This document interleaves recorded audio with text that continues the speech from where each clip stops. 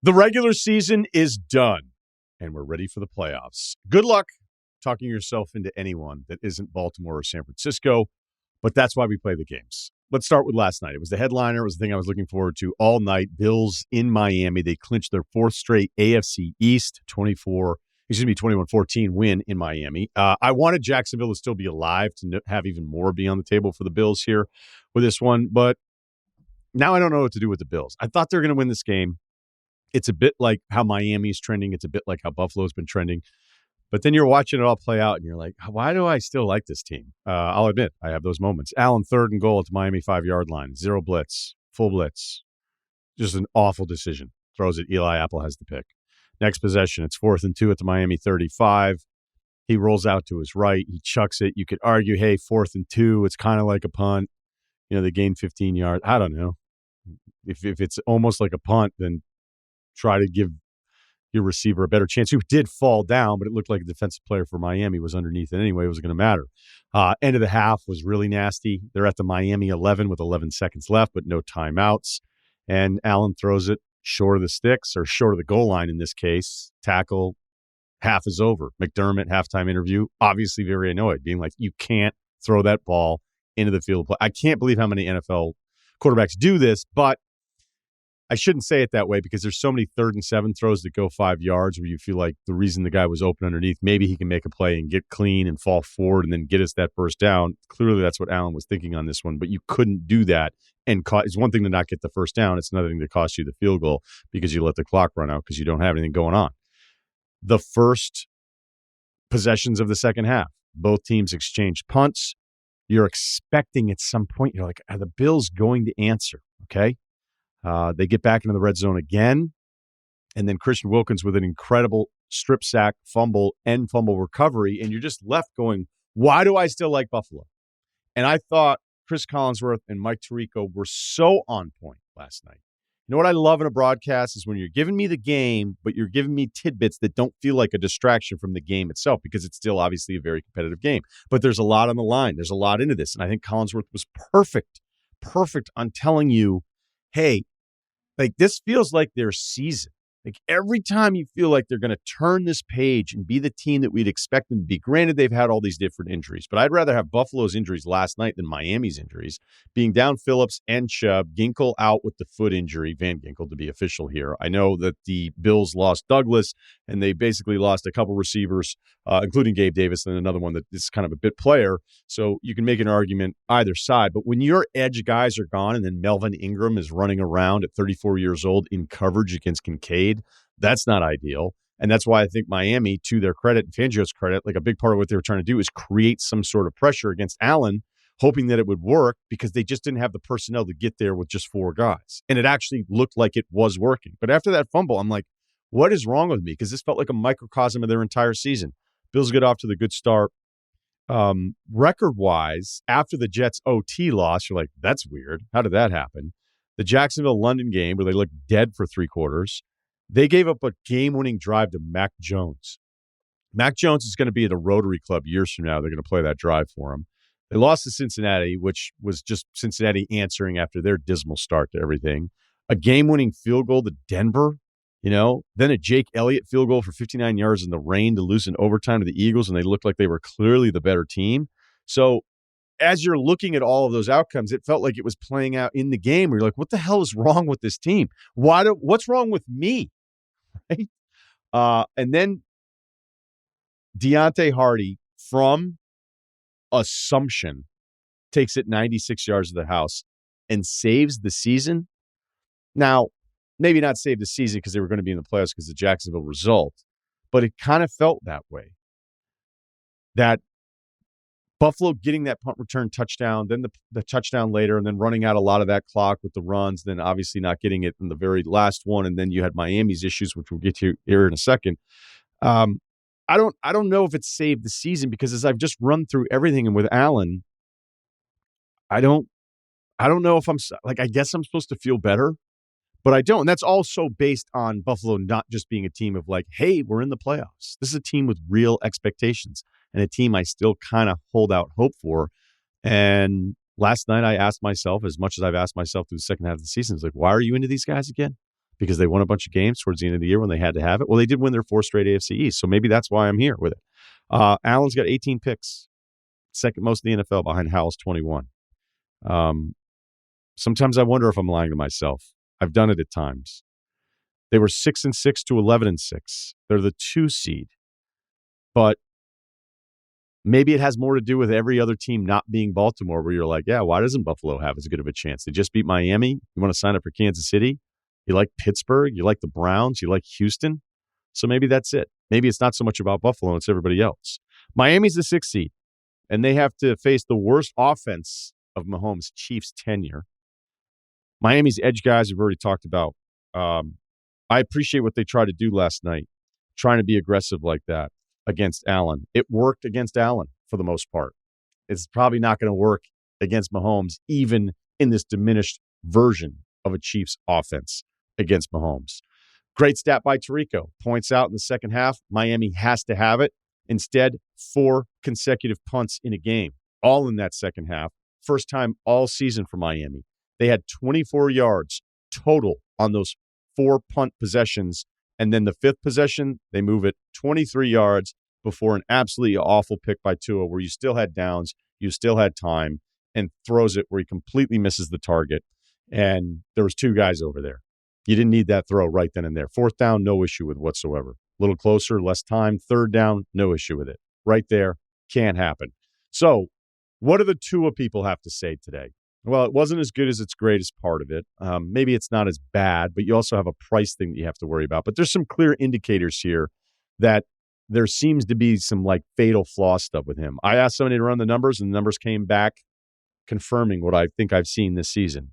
Tua is first in QBR if you look at his rating through the first 3 quarters. I don't know if that would adjust. I don't have the latest adjustment stuff off of last night.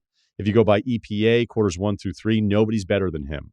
If you go through EPA in the 4th quarter only, and it's going to be worse after last night's games calculated into this, the only quarterbacks Tua was better than in that 4th quarter, Sam Howell, Bryce Young, Josh Dobbs, Bailey Zappi, and Zach Wilson. Not exactly guys that are going to be inducted into the Hall of Fame. There's also some numbers if you look at him when he's trailing in games. So basically when it's not training wheel quarterback stuff, as good as he is at it, and he might be the answer for multiple years, there feels like there's an off-script ceiling with him that the doubters have brought up this year. And there were just a lot of numbers. You're like, what are you talking about? Look at the full season. Look how good this guy's actually been. It's confusing. It's complicated. Or maybe it's not complicated at all after a season of watching, feeling like, hey, they don't beat a lot of good teams. Their strength of victory is the worst of any team in the playoff field. So good luck in Kansas City. The most disappointing team of the season, I mentioned it before, Jacksonville, 8-3 to 9-8. How did that happen? Now, you want to talk about lying to yourself? There was a time I was pushing Jacksonville on you. I'm sorry. I got off of it at some point because I'd look at the numbers and go, dude, none of these numbers are actually good. I think there was one part where I was like, yeah, Lawrence, though, 3rd and long gives you a better chance. I think there was a time where the 3rd down conversion for this offense was actually pretty good, but there's a lot of numbers that weren't very good. Once I was off them, I called them fancier Pittsburgh. At least Pittsburgh's in the playoffs. So just a warning to Jags fans. Going into next year with Lawrence playing like this, and clearly he was dealing with injuries, you're going to get that excuse for a year. And maybe that's all it is, and he comes back and he's awesome. Anything's on the table. But if he gets off to a rough start next month, be ready for an avalanche of, we sure this is the guy? Content. There's already hints at it. If it gets off to a bad start next year in that first month, that's what you're going to be watching on TV and hearing on podcasts. Best surprise, one of my favorite things that's happened this season is Jordan Love. I, like a lot of people, was like, is this guy going to be the guy? We'll get to my quarterback replacement rankings that I did midway through the season. I luckily did not have Jordan Love in it because we'd seen a couple things. But Green Bay was 2-5. Love had 3 games with a QBR of 19, 17, and 6.5. 6.5 is really low. That's on a scale of 100. So 3 games with those QBR numbers. He had 8 interceptions over the course of 5 straight weeks. Since November 19th, the Week 11 Chargers matchup, he has a touchdown-interception split of 18-1. He had a throw last night. Romo called it in that Bears game.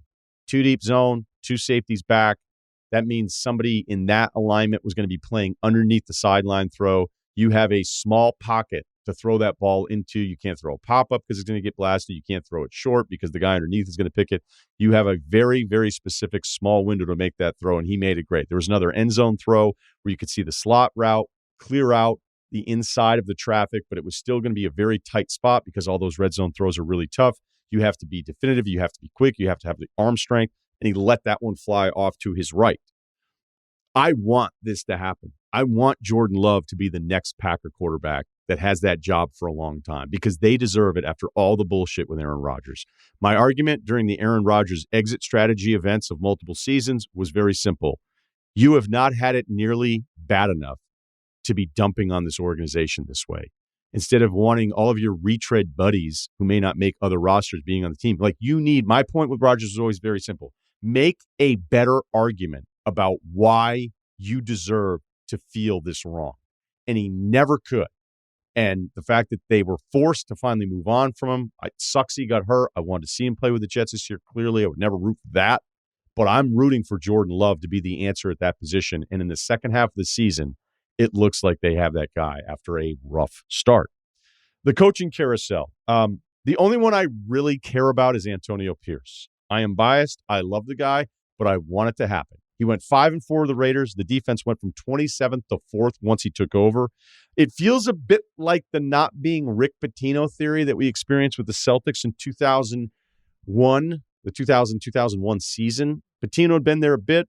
People were getting a little sick of him yelling rebound to NBA players after a free throw attempt. Make sure you box out, Paul, was something I used to hear on the TV broadcast. And it just wasn't working out. So Rick resigned, and then Jim O'Brien, longtime assistant, went on to be head coach, multiple stops. He took over, and the team was better just because he wasn't Rick Pitino. He went 24-24, and that was not a great team. So I don't know if Pierce is the long-term answer. I understand any owner, especially with a need at quarterback, like the Raiders have, despite an investment in Garoppolo, where it's like, dude, if Shanahan's ready to move on from this guy, what do you think you're going to get out of him? So the trend of the offensive mind has been actually very successful. As much as it was being made fun of, I love Kevin Clark's "Did you have a Bud Light line with Sean McVay?" question hired. It was really funny, but this tree of offensive gurus, you go through it and you're like, all right, if I'm an owner, I'd want my next guy unless I owned the Raiders. Pierce deserves a chance. I love people that break the mold. I hope that he gets it.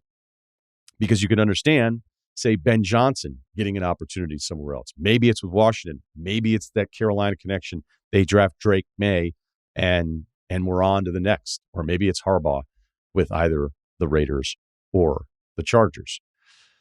I thought Jair Alexander's interview after explaining why he went into the coin toss against Carolina because it suits him was one of the weirdest interviews I've ever seen in a locker room. Jair at one point was one of the best corners in the league. It was a window into like, ooh, okay, that's where you're at. I don't know that it played as much nationally as maybe I would have thought it would have if you really played out the timeline of what he did. He just went out to the coin toss because he wanted to, wasn't actually a captain, kind of screwed it up, was given an out by the official on the whole deal. And then his explanation of it was like, oh, wait, this is even worse. And then he gets suspended for a game. What Jameis Winston did yesterday was absolute bullshit. All right? Now, let me explain something. I think athletes love reasons to get mad. I think there's no group of athletes in the world that loves getting madder than professional baseball players over the dumbest shit. Can't steal a base when you're up certain number of runs. Oh, you came inside. That means, we've got to retaliate when a lot of times guys will just lose the grip. Although I don't feel like I see guys pitch inside as much as they used to back in the day. Anyway, the point is baseball players, like they show up to the park being like, I hope I can get excessively mad about something that's pretty stupid. Basketball players getting mad now where it's just assumed that you're supposed to take the shot clock violation if you're up outside of the free throw game, up 9-10 points. Do not shoot the basketball. That's bullshit. That's why I love the in-season tournament pool games because point differential matters. I hope they keep that because all these guys being upset about it. It's like, hey, man, it's not the other team's fault that you're down 30, or maybe it is their fault. But again, you get the point. So if there's a late score and disrespecting the game, disrespecting your opponent, I am normally on the side of the person like, who gives a shit? That's not the case here. These are not all the same things. When you have Matthew return an interception essentially to the goal line, but you could tell he actually didn't want to score the touchdown.